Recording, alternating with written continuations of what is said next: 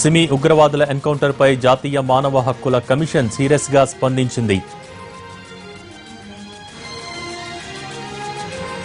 సిమి ఉగ్రవాదుల ఎన్కౌంటర్ పై జాతీయ మానవ హక్కుల కమిషన్ సీరియస్ గా స్పందించింది. 8 మందిని ఎన్కౌంటర్ చేయడంపై వివరణ ఇవ్వాల్సిందిగా అధికారులకు నోటీసులు జారీ చేసింది.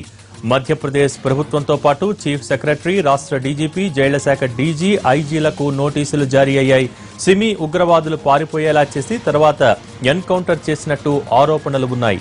హోంమంత్రి చెప్పిన దానికి పోలీసులు ప్రకటించిన అంశానికి కూడా పొంతన లేదు. దీంతో తప్పనిసరి పరిస్థితుల్లో మధ్యప్రదేశ్ ప్రభుత్వం దర్యాప్తునకు ఆదేశించింది.